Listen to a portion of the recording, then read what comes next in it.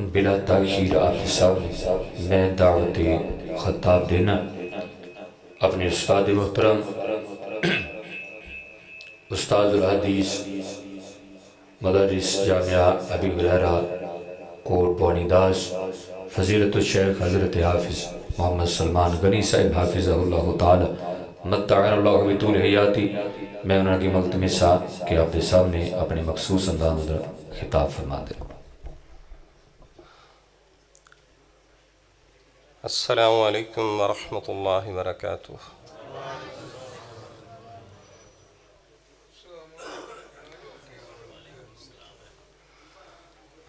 الحمد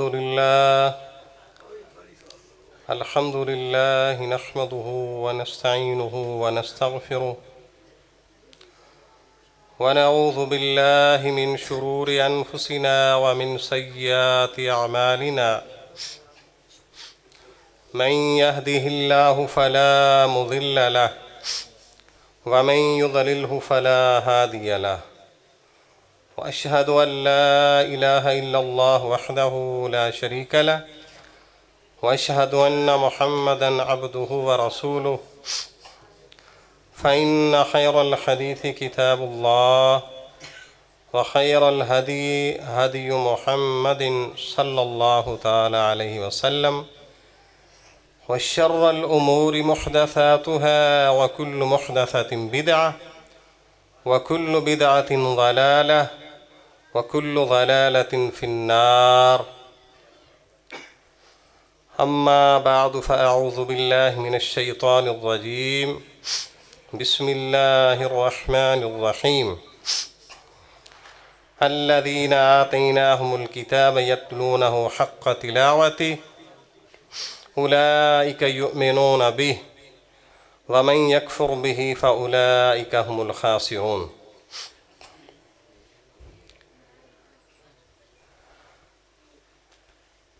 سب سے پہلے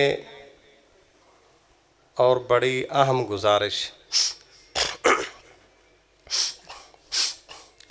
اللہ تعالیٰ سے دعا فرمائیں اللہ اپنے اس گھر کو، اس ادارے کو قیامت تک بڑی شان و شوکت کے ساتھ آباد رکھے، اور جو اس کو چلانے والے ہیں، اس کے معاملے میں تعاون کرنے والے ہیں، ان سب کی یہ محنتیں اور کوششیں دنیا میں ان کے لیے برکت اور آخرت میں نجات کا ذریعہ بنا دیں،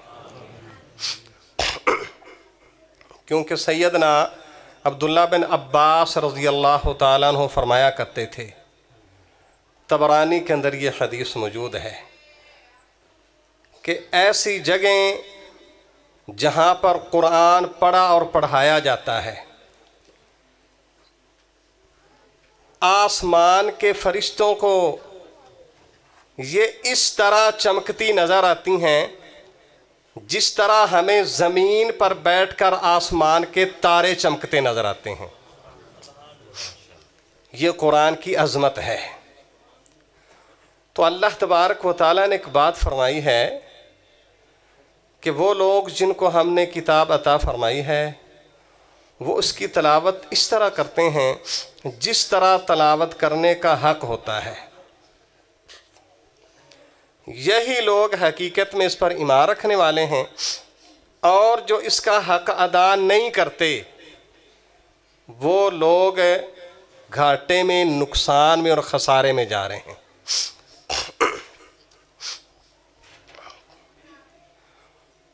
اصل خطابات تو آپ کو پتہ ہے ماشاءاللہ، یہ ویسے بھی اہل علم کی مجلس ہے، بڑے بڑے جید علماء کرام مشائخ بھی تشریف فرما ہیں۔ میں نے تو تھوڑا سا ایک سبق سنانا ہے، وہ اللہ تعالیٰ آپ کے لیے بھی میرے لیے بھی نجات کا ذریعہ بنا دے، اور اللہ تعالیٰ لوگوں کی اصلاح کا ذریعہ بنائے، ہمارے لیے بھی ہماری اصلاح کا ذریعہ بنائے۔ تو قرآن مجید صحیح مسلم کے اندر آتا ہے، سیدنا ابو ہریرہ رضی اللہ تعالیٰ عنہ بیان فرماتے ہیں کہ رسول اللہ صلی اللہ علیہ وسلم نے فرمایا، اَيُحِبُّ أَحَدُكُمْ إِذَا رَجَعَ إِلَىٰ أَهْلِهِ أن يجد فيه 3 خليفات إذا من سمان قلنا نحب يا رسول الله صلى الله عليه وسلم قال 3 آيات يقرأ بهن أحدكم في صلاته خير له من 3 خليفات إذا من سمان. بس قرآن کا نا ایک مقام سمجھنا ایک حدیث میں نے بیان کی ہے. سیدنا ابو ہریرہ رضی اللہ تعالیٰ عنہ بیان فرماتے ہیں، یہ صحیح مسلم کی حدیث ہے، بھائی کسی کا دل کرتا ہے بھلا کہ ادھر اس کا گھر ہے، یہاں سے وہ نکلا ہے، ادھر چکر لگا کے آیا ہے، اوپر سے ہو کے چکر لگا کے گھر آئے تو اس کے گھر میں 3 گابن اونٹنیاں باندھی ہوئی ہوں. عرب کے اندر چونکہ بھینس نہیں تھی، اونٹنی اور گائے تھی بکری، اور گابن اونٹنی یعنی جانور جس وقت بچہ جنم دینے کے قریب ہوتا ہے نا، آج کل بھی ہمارے علاقے میں جو اچھی بھینس ہوتی ہے نا وہ 8-10 لاکھ روپے کی ملتی ہے، بلکہ کئی بھینسیں تو 13-13 14-14 لاکھ کی ملتی ہیں. تو رسول اللہ صلی اللہ علیہ وسلم فرمانے لگے یار کسی کا دل کرتا ہے بھلا کہ ادھر سے نکلے چکر لگا کے جب گھر واپس آئے تو دیکھے کہ اس کے گھر 3 گابن اونٹنیاں باندھی ہوئی ہوں مفت میں. جب آپ نے یہ سوال کیا تو کہنے لگے اللہ کا نبی ہر ایک کا دل کرتا ہے، یقیناً آپ کا بھی دل کرتا ہے، قیمتی چیزیں بڑی ساری.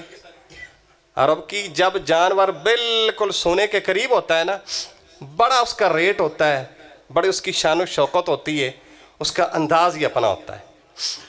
تو رسول اللہ صلی اللہ علیہ وسلم نے فرمایا کہ بھائی 3 قرآن مجید کی آیات، یہ صحیح مسلم کی حدیث ہے، اگر انسان نماز کے اندر تلاوت کرتا ہے نا، وہ 3 آیات ان 3 گابن موٹی تازی اونٹنیوں سے اللہ کے ہاں اعلیٰ اور عرفہ مقام رکھتی ہیں. اس کا مطلب کیا بلا؟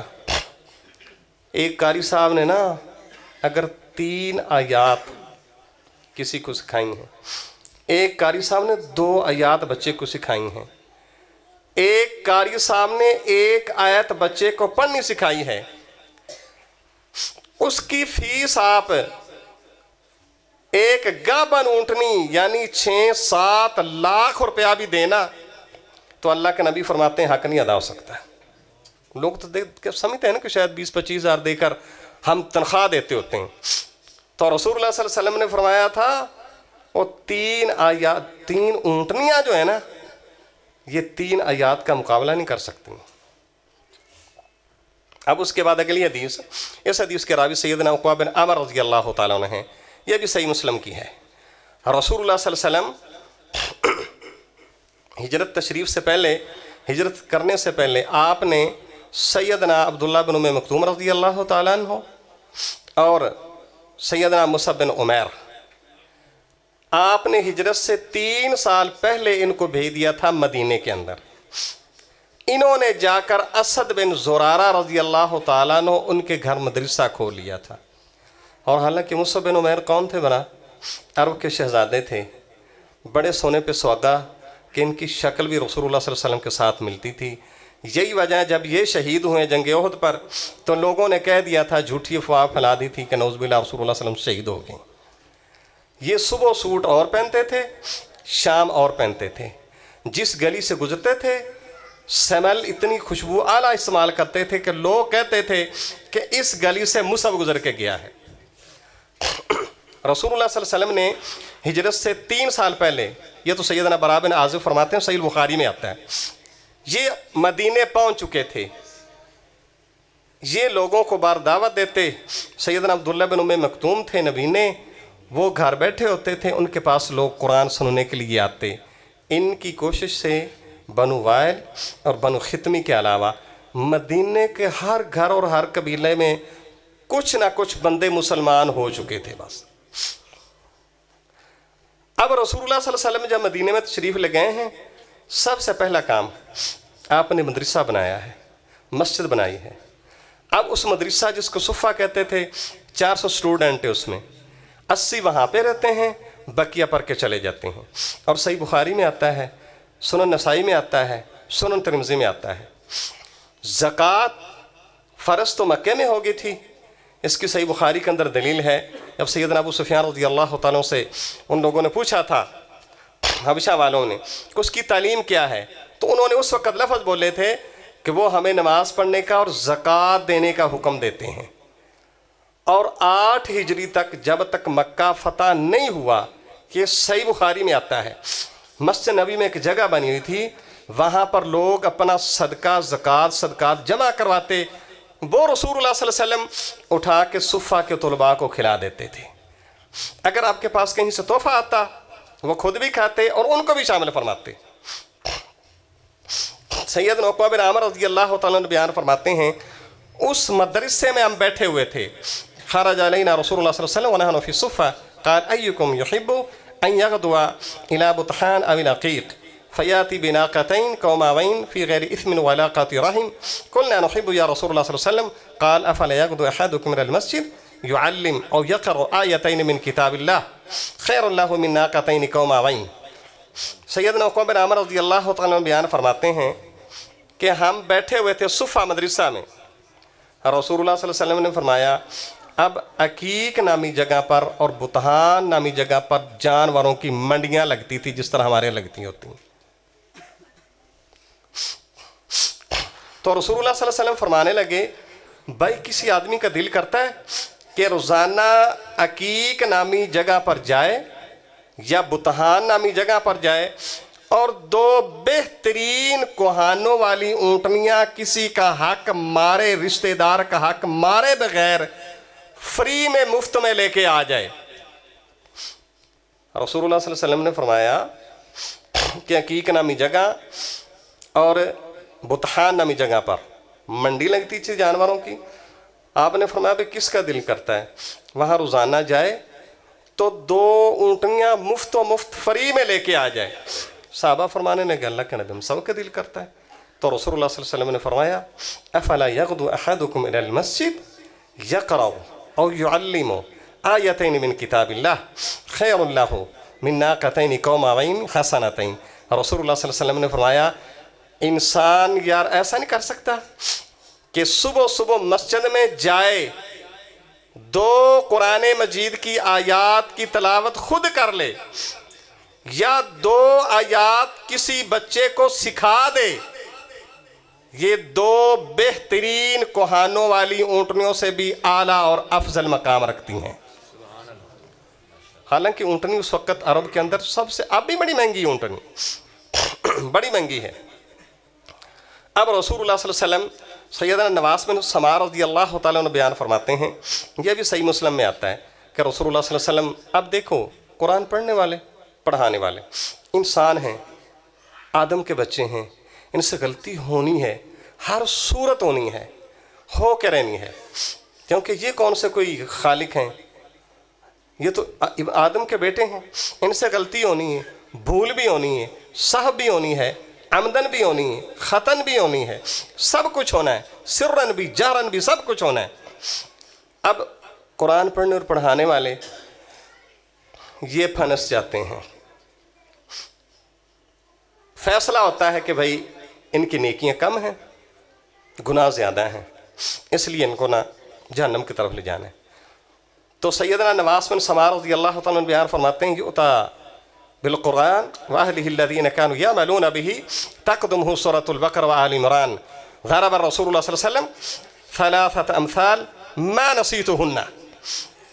سیدنا نواس بن سمعان فرماتے ہیں کہ رسول اللہ صلی اللہ علیہ وسلم فرمایا کرتے تھے کہ قیامت والے دن وہ لوگ جو قرآن کو پڑھ کر عمل کرتے تھے لیکن پھر بھی کوتاہی ہوگی، قیامت والے دن ان کو بھی لایا جائے گا اور قرآن مجید کو بھی لایا جائے گا. اب ان کے حق میں فیصلہ ہوگا کہ ان کو جنت نہیں فی الحال ملنی. تو پھر کہتے ہیں سیدنا نواس بن سمعان رضی اللہ تعالیٰ عنہ رسول اللہ نے 3 مثالیں بیان کی جو مجھے آج تک نہیں بھولی. ہوگا کیا کہ رسول اللہ صلی اللہ علیہ وسلم نے فرمایا تقدمہ سورۃ البقرہ وآل عمران، آل عمران اور سورۃ بقرہ یہ دونوں وکیل بن کے آئیں گی. اور مسند احمد میں ہے اور طبرانی کے اندر کہ تو ظلان صاحبہما، یہ اپنی ساتھی پر سایہ کر کے آئیں گی. اور رسول اللہ صلی اللہ علیہ وسلم نے مثال 3 طریقے سے بیان فرمائی کہ کأنہما غمامتان، جیسے 2 بادل ہوتے ہیں. یا رسول اللہ صلی اللہ علیہ وسلم نے فرمایا ظلتان سوداوان بینہما شرق، 2 چھتریاں ہیں کالے کلر کی، ان کے درمیان روشنی ہے.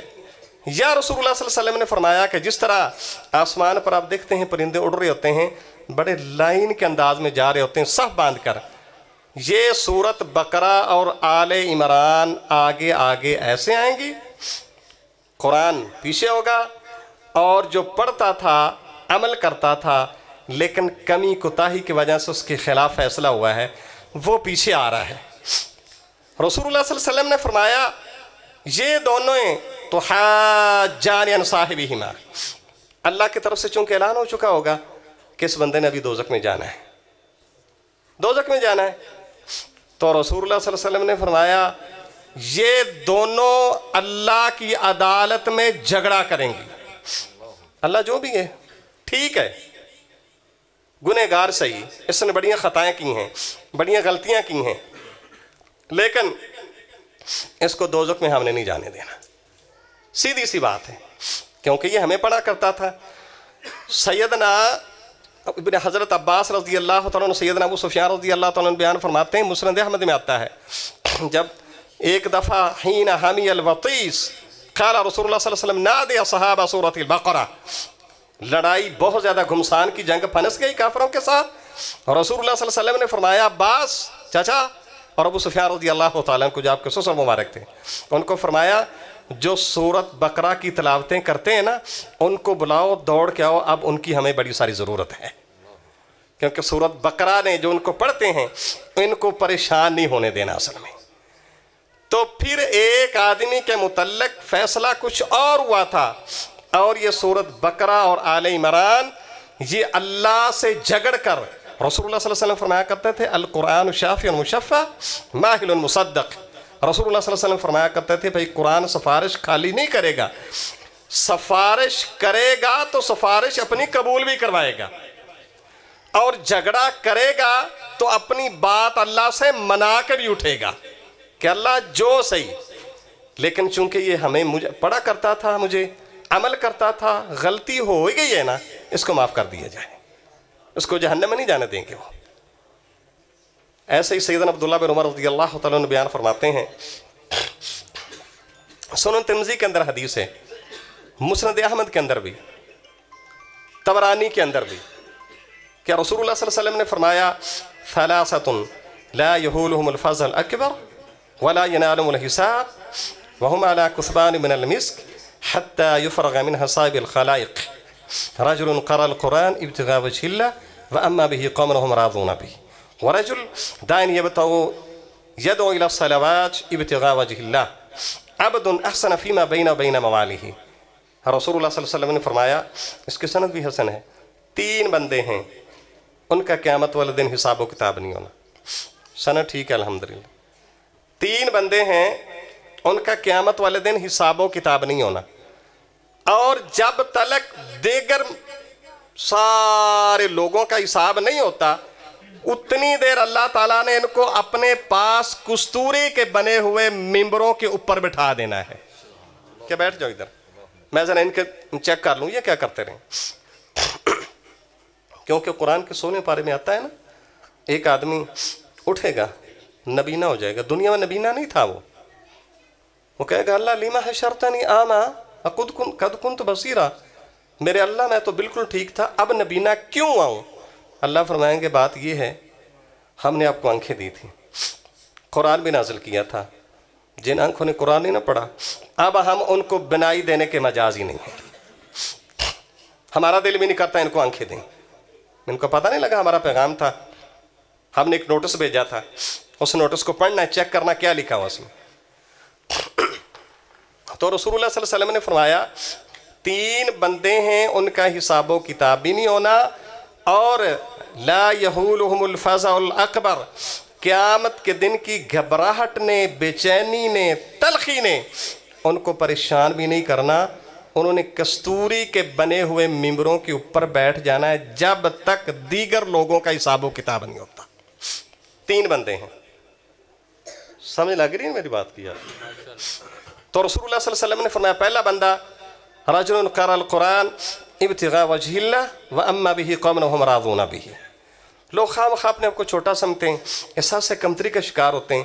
رسول اللہ صلی اللہ علیہ وسلم فرمایا کرتے تھے، سنن نبی داؤد میں آتا ہے، مسند احمد میں آتا ہے، ایک بندہ جماعت کرواتا ہے تو اس کے پیچھے پڑھنے والے 100 پڑھتے ہیں، 200 بندہ پڑھتا ہے، 400 بندہ پڑھتا ہے. جتنا پچھلے سارے لوگوں کو ثواب ملنا ہے نا، اتنا اس اکیلے پڑھانے والے کو ثواب ملنا. یہ تو لوگ کہتے بس ہم نہیں پڑھا سکتے جی نماز، بھائی ڈیوٹی بڑی ہے. اچھا اور کرنا کیا دنیا پر آپ نے؟ نیکیاں نہیں کمانی. اصل میں ہم نے نیکی کو سمجھا ہی نہیں ہے. نیکی کیا تھی بھلا؟ نیکی تو ہوتی ہے اللہ کو راضی کرنے کے لیے. ہمارا انداز کیا ہے؟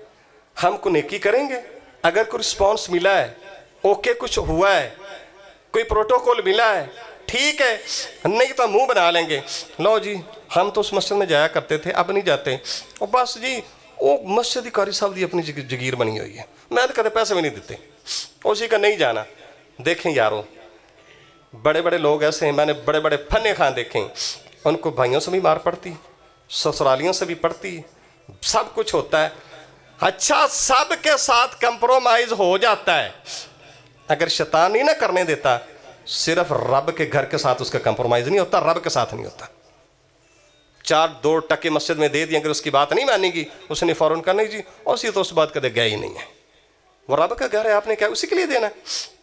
رسول اللہ صلی اللہ علیہ وسلم نے فرمایا، صحیح مسلم میں آتا ہے، جب قیامت والے دن قیامت قائم ہوگی نا، اللہ تعالیٰ سب سے پہلے اعلان کریں گے، بھائی من عمل عملا اشرک فیہ معی غیری فلیطلب ثوابہ من عند غیر اللہ. جس بندے نے کوئی کام کیا تھا اور راضی کرنا کسی اور کو مقصد تھا، ہمیں نہیں راضی اس نے کیا، ہمارے لیے نہیں کام کیا، پروٹوکول کے لیے، جاؤ حشمت کے لیے، کوئی نمبرداری کے لیے کیا تھا، آج ان کے پاس سے جا کر اجر حاصل کر لے، ہمارے پاس اس کے لیے کچھ بھی نہیں، کچھ بھی نہیں اس کے لیے.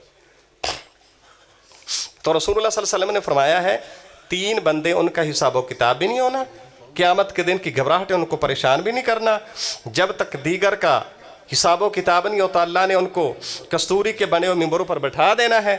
پہلا بندہ رسول اللہ صلی اللہ علیہ وسلم نے فرمایا جس نے قرآن یاد کیا اور لوگوں کی پھر جماعت کروائی، یعنی امام لگ گیا کسی مسجد کے اندر اور وہ لوگ اس پہ راضی تھے، خوش تھے، اللہ نے کہنا بیٹھ جاؤ.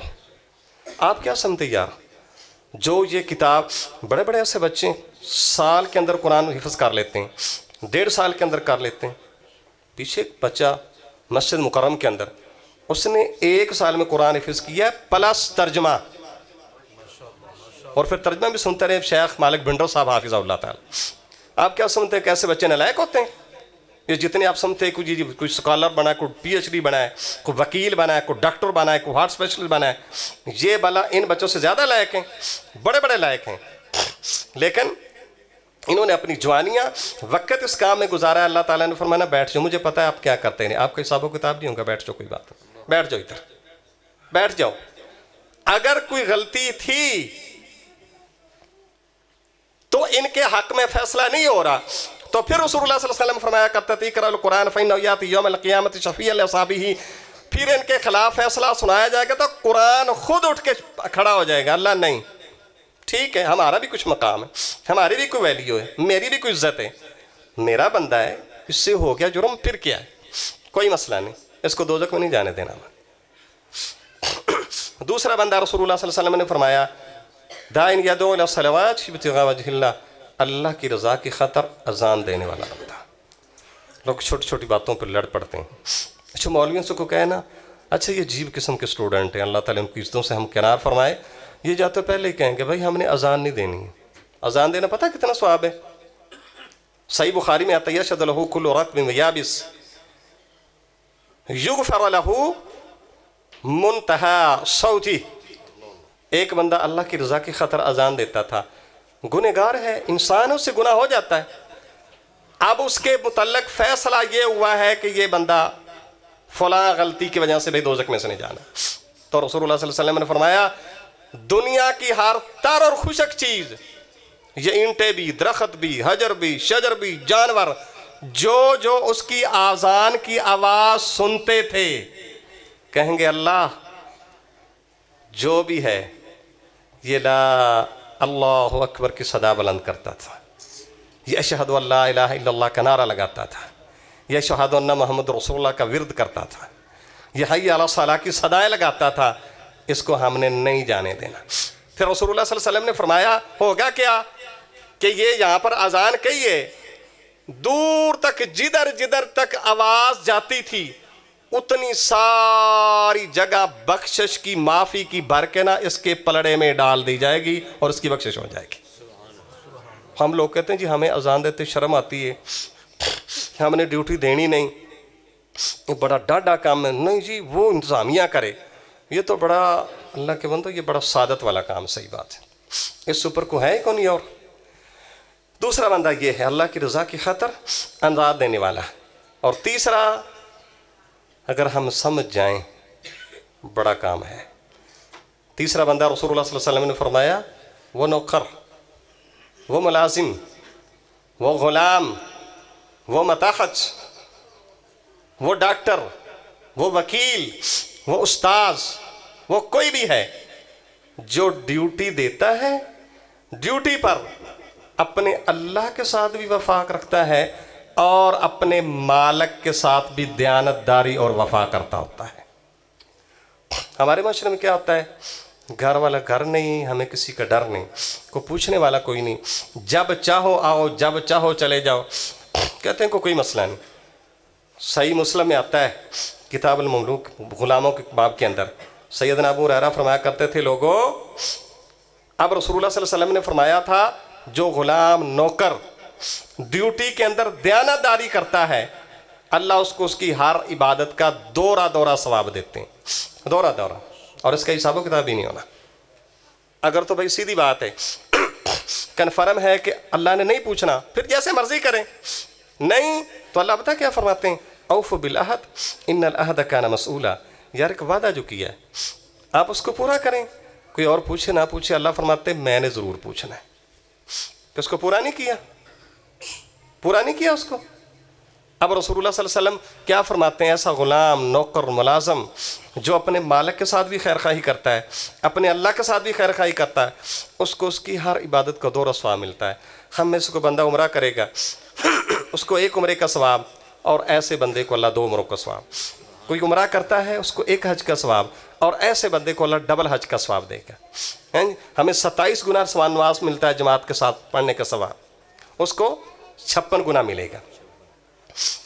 تو پھر سیدنا ابو ہریرہ فرمایا کرتے تھے لوگوں لولا الجہاد، صحیح مسلم میں آتا ہے وبر امی والحج، اگر میری ماں کی خدمت کا مسئلہ نہ ہوتا، جہاد فی سبیل اللہ کا مسئلہ نہ ہوتا، اور حج کا مسئلہ نہ ہوتا، ابو ہریرہ کا دل کرتا ہے ابو ہریرہ کسی کا غلام ہوتا، اس کے ساتھ بھی خیر خواہی کرتا، اپنے اللہ کے ساتھ بھی خیر خواہی کرتا، اور اپنی ہر عبادت کا دورہ اجر اللہ تعالیٰ سے حاصل کرتا ہے. یہ صحیح مسلم میں آتا ہے.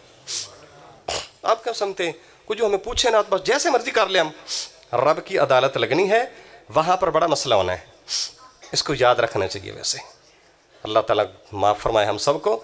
پھر دیکھیں وہ سیدنا عبداللہ بن مسعود رضی اللہ تعالیٰ عنہ، صحیح بخاری میں آتا ہے سیدنا عمر فرماتے ہیں جب ہم بیٹھے ہوتے تھے نا عبداللہ بن مسعود کھڑے ہوتے تھے تو ایک جتنے لگتے تھے، وہ بونے قد کے تھے ذرا.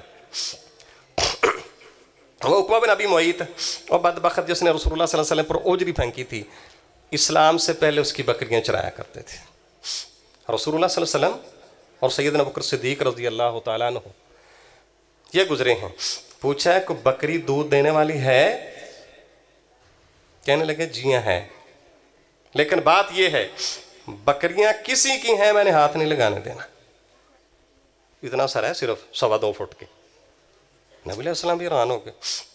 تو ابو بکر فرمانے لگے یار کو پچھڑ بکری لے آپ، پٹھ جس نے کبھی بھی نر کے ساتھ اس کا ٹچنگ بھی نہیں ہوئی وہ لے کے آؤ، کوئی مسئلہ نہیں. اب رسول اللہ صلی اللہ علیہ وسلم نے ہاتھ لگائے ہیں، اس کے حوانے میں دودھ آ گیا ہے، آپ نے اس سے دودھ دو لیا ہے. عبداللہ بن مسعود رضی اللہ تعالیٰ عنہ دیکھتے جائیں، حیران ہو گئے. پھر آپ نے ہاتھ لگایا ایسے، مسند احمد میں آتا ہے، اس نے حوالہ اوپر کر لیا. اب کیا ہوا معاملہ، بعد میں جب عبداللہ بن مسعود رضی اللہ تعالیٰ عنہ مسلمان ہوئے ہیں نا، تو کہنے لگے اللہ کے نبی وہ منتر مجھے بھی سکھا دیں. آپ نے کہا کہ انک غلام معلم، آپ نے تو اگے ہی سکھایا ہے، ایڈا سارا تو ہے تو کیسے میں بکری ہاتھ ہی نہیں لان دینا. دیانتداری تھی نا اصل میں. کوئی اور پوچھے یا نہ پوچھے، رب کی عدالت میں تو جانا ہے نا یار، اللہ کی بارگاہ میں تو جانا ہے نا. اس لیے رسول اللہ صلی اللہ علیہ وسلم نے فرمایا، ایک یہ حافظ قرآن جماعت کروانے والا، دوسرا اذان دینے والا، تیسرا ایسا غلام نوکر جو اپنی ڈیوٹی دیانت داری کے ساتھ ادا کرتا ہے. قیامت کے دن حساب بھی نہیں ہونا، اور قیامت کے دن کی تلخی نے پریشان بھی نہیں کرنا، اور کستوری کے ٹیلوں پر اللہ تبارک و تعالیٰ نے ان کو بٹھا دینا ہے جب تک بقیہ لوگوں کا حساب و کتاب نہیں ہوتا ہے. اب ایک اور حدیث میں بیان کرنے لگا ہوں، اس کو ذرا بڑے زمزمات کے ساتھ سننا، کیونکہ یہ حدیث ہے تفصیلاً چونکہ 3 کتابوں میں آتی ہے، ایک سنن ترمذی کے اندر، مسند احمد کے اندر، اور طبرانی کے اندر. ایک جگہ اس کے راوی سیدنا ابو ہریرہ ہیں، اور دوسری جگہ سیدنا بریدہ اسلمی رضی اللہ تعالیٰ عنہ، اور مستدرک حاکم کے اندر بھی. آپ نے یہ بات سنی ہے نا ایک، کہ حافظ قرآن کو کہا جائے گا پڑھتا جا جنت کی سیڑھیاں چڑھتا جائے گا، جیسے سنی ہے نا بات، یہ کوئی سنی کہ نہیں اس طرح کی؟ لیکن کہ ساری تفصیلاً حدیث اب میں آپ کو سنا دیتا ہوں. اصل مسئلہ یہ ہے، اللہ تبارک و تعالیٰ قیامت والے دن ایسے بندے کو کہیں گے کہ اقرا ورتقی، جا پڑھتا جا جنت کی سیڑھیاں چڑھتا جا. قرآن سامنے آ جائے گا، کہے گا اللہ نہیں، ایسے نہیں کرنا، یہ تو طریقہ نہیں ٹھیک.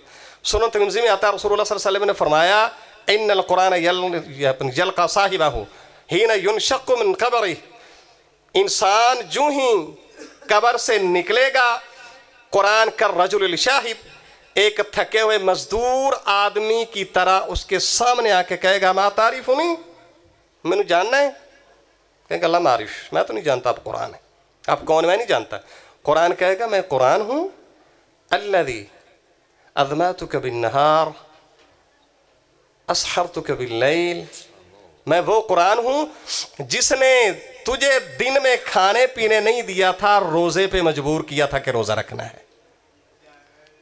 اور میں وہ قرآن ہوں کہ جس کی خاطر تو رات کو جاگتا تھا، قیام کرتا تھا.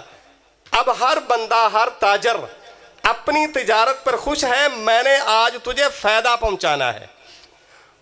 اب اللہ تبارک و تعالیٰ اعلان فرمائیں گے کہ بھائی پڑھتا جا اور جنت کی سیڑھیاں چڑھتا جا. قرآن آ جائے گا، کہے گا اللہ نہیں، حل یا رب، اللہ کوئی پروٹوکول چاہیے، کوئی عزت چاہیے، کو پتہ لگے کہ قرآن پڑھا ہوا ہے. اللہ تبارک و تعالیٰ پھر رسول اللہ صلی اللہ علیہ وسلم نے فرمایا یوضع تاج علی راسہ تاج الوقار، ایک عزت کا تاج پہنا کے اللہ فرمائے گا اب جنت میں چلے جاؤ. قرآن کہے گا اللہ ابھی بھی حق ادا نہیں ہوا. ذرا توجہ کرنا ذرا ادھر، کیونکہ ایک بھی بات رہے گی نا پھر آپ کو مزہ نہیں آنا، اس بات کو سمجھ نہیں ہونی. اب پھر اللہ تبارک و تعالیٰ فرمائیں گے جب چلا جا، قرآن کہیں گے نہیں ایسے نہیں جانا، یہ کوئی عزت ہے. پھر اللہ تبارک و تعالیٰ اس بندے کو ایک بہترین حلہ پہنائیں گے. اللہ کہے گا اب چلا جا، قرآن کہے گا نہیں ابھی نہیں. پھر اس کے بعد کیا ہوگا یکسا والداہ حلتین لا یقوم بہما الدنیا، پھر اس کے والدین کو لا کر 2 بہترین جوڑے پہنائے جائیں گے. رسول اللہ فرمایا کرتے تھے پوری دنیا ان کی قیمت نہیں ادا کر سکتی. تو اللہ کہیں گے چل اب پڑھتا جا، جنت کی سیڑھیاں چڑھتا جا. قرآن کہے گا نہیں اللہ یہ تو کچھ بھی نہیں. اب سنن طبرانی میں ہے یؤتی الملک بیمینی ویخلد فی شمالی یا رب ارضا. اب اگلا قدم کیا ہوگا؟ اللہ تبارک و تعالیٰ پھر ایک اس کے دائیں ہاتھ میں پرچی پکڑائیں گے. اس پرچی کے اوپر لکھا ہوگا کہ یہ جنت کا بادشاہ ہے. قرآن کہے گا اللہ ابھی بھی نہیں. جس بندے نے ساری اپنی صلاحیتیں، قابلیتیں ساری میرے ساتھ لائی ہیں تو بس اتنا پروٹوکول. پھر ایک اور اللہ تعالیٰ رکا لے کے پکڑائیں گے، اس پر لکھا ہوگا کہ یہ جنت کا بادشاہ ہے اور سدا بہار اس کی بادشاہی رہنی ہے۔ اب اللہ فرمائیں گے اب جا پڑھتا جا تو جنت کی سیڑھیاں چڑھتا جا۔ قرآن کہے گا نہیں یار رب اللہ ایسا نہیں کرنا، ارزا آدم سے لے کر قیامت کے آخری انسان تک لوگ جمع ہیں۔ رسول اللہ صلی اللہ علیہ وسلم نے فرمایا، اللہ فرمایا، قرآن کہے گا اللہ اب ساری دنیا کے سامنے اعلان کرو کہ میں اس سے راضی ہوں۔ جب اللہ تعالیٰ ساری دنیا کے سامنے اعلان کریں گے نا کہ بھائی میں اس پر کنو کنو راضی ہوں، بس جب پھر قرآن پیچھے ہٹ جائے گا، پھر یہ اب مقام ہوگا کہ اقرا ورتق ورتل کما کنت ترتل فی الدنیا فإن منزلتک عند آخر آیہ تقرأها۔ اب رسول اللہ صلی اللہ علیہ وسلم نے فرمایا اب یہ موقع ہے، پھر اللہ فرمائیں گے بھائی اب تو پڑھتا جا اور جنت کی سیڑھیاں چڑھتا جا، جہاں پر آخری آیت ہوگی وہ تیرا مقام ہوگا۔ یہ ساری تفصیلیں حدیث ایسے ہے، یہ قرآن کی عظمت ہے۔ اب مستدرک حاکم کے اندر جو حدیث ہے نا، سیدنا بریدہ اسلمی رضی اللہ تعالیٰ عنہ بیان فرماتے ہیں کہ رسول اللہ صلی اللہ علیہ وسلم نے فرمایا، اللہ اکبر، رسول اللہ صلی اللہ علیہ وسلم نے فرمایا کہ من قرأ القرآن وتعلم وعمل بما فیہ، تین باتیں ہیں، یہ بات ذہن میں رکھنا، جس بندے نے قرآن پڑھا اور سکھایا بھی، یہ بات ذہن میں رکھنا۔ لوگ تو شرم محسوس کرتے ہیں یار، بڑی سعادت کی بات ہوتی ہے جس نے قرآن پڑھا پھر لوگوں کو پڑھایا اور اس پر عمل کیا۔ رسول اللہ صلی اللہ علیہ وسلم نے فرمایا البسا تاجن ضوءہ مثل ضوء الشمس، اس بندے کو ایسا تاج پہنایا جائے گا جس کی روشنی آسمان کے سورج کی طرح ہوگی، اور پھر اس کے بعد یکسا والداہ اللتین لا یقوم بہما الدنیا فیقولن لہ بما کسینا یقال بأخذ والدکم القرآن۔ رسول اللہ صلی اللہ علیہ وسلم نے فرمایا اس کے پھر والدین کو لا کے دو ایسے جوڑے پہنائے جائیں گے جس بندے نے تین کام کیے تھے، قرآن کو پڑھا، پھر لوگوں کو پڑھایا، پھر اس پر عمل کیا۔ صحابہ کے عمل کی میں دو چھوٹی سی مثالیں بیان کر دوں۔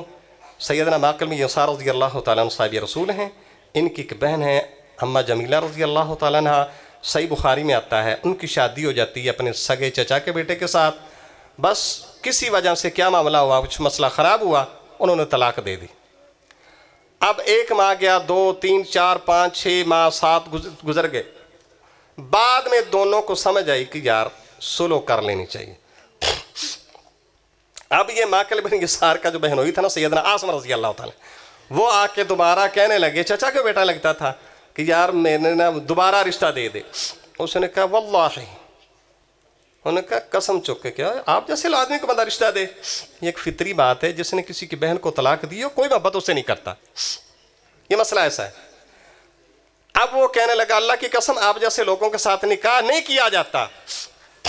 انہوں نے یہ بات کر دی ہے، اللہ نے قرآن کی آیتیں نازل فرما دیں، وَإِذَا طَلَّقْتُمُ النِّسَاءَ فَبَلَغْنَ أَجَلَهُنَّ فَلَا تَعْضُلُوهُنَّ أَن يَنكِحْنَ أَزْوَاجَهُنَّ إِذَا تَرَاضَوْا بَيْنَهُم بِالْمَعْرُوفِ۔ اب اللہ تبارک و تعالیٰ نے قرآن کی آیات نازل فرما دیں کہ جو لوگ اپنی بیویوں کو طلاق دے دیں، عدت گزرنے کے بعد اگر دوبارہ وہ نکاح کرنا چاہے تو کوئی بندہ رکاوٹ نہیں بن سکتا۔ رسول اللہ صلی اللہ علیہ وسلم نے سیدنا معقل بن یسار کو بلایا، کہا معقل ادھر آؤ ذرا، آپ نے کیا بات کی ہے؟ کہنے لگے اللہ کے نبی کیا ہوا؟ یہ قرآن کی آیات نازل ہو گئیں۔ انہوں نے فوراً فی الفور وہ آدمی جس نے اس کی بہن کو طلاق دی تھی فوراً اپنی قسم کا کفارہ دیا، اور اس کے بعد فوراً فی الفور اپنی بہن کا نکاح دوبارہ اس کے ساتھ کر دیا۔ اس کو کہتے ہیں قرآن پر عمل۔ یہ صحابہ تھے، ہم جیسے لوگ نہیں تھے، نہ کچھ ویلیو، نہ کوئی عزت، نہ کوئی ہماری سنتا ہے، نہ کوئی دیکھتا ہے، ہاں جی، بس بے بسی کا عالم ہے، لوگوں کے سامنے ہم دکھاتے ہیں کہ پتہ نہیں کیا کچھ ہیں، لیکن حقیقت میں کچھ نہیں ہوتا۔ لیکن یہ لوگ وہ تھے بھائی جن کے جنازہ پڑھنے کے لیے نا آسمانوں سے فرشتے آتے تھے، جن کو غسل دینے کے لیے نا آسمان کے فرشتے آیا کرتے تھے، جن کا دیدار کے لیے آسمان کے فرشتے آیا کرتے تھے، یہ وہ لوگ تھے۔ اب رسول اللہ صلی اللہ علیہ وسلم نے فرمایا جس نے قرآن پڑھا، پھر سیکھا، لوگوں کو سکھایا، پھر اس پر عمل کیا، اب اس کے والدین کو جوڑے پہنائے جائیں گے۔ حلہ کہتے ہیں نیچے والی چادر، اوپر والی چادر یعنی قمیض کو، وہ اتنے مہنگے ہوں گے کہ پوری دنیا ان کی قیمت نہیں بن سکتی۔ اب رسول اللہ صلی اللہ علیہ وسلم نے فرمایا وہ کہیں گے اللہ یہ ہمیں کس وجہ سے اتنا پروٹوکول دیا ہے؟ اللہ فرمائیں گے یہ جو آپ نے اپنے بچے کو قرآن پڑھنے پہ لگایا تھا۔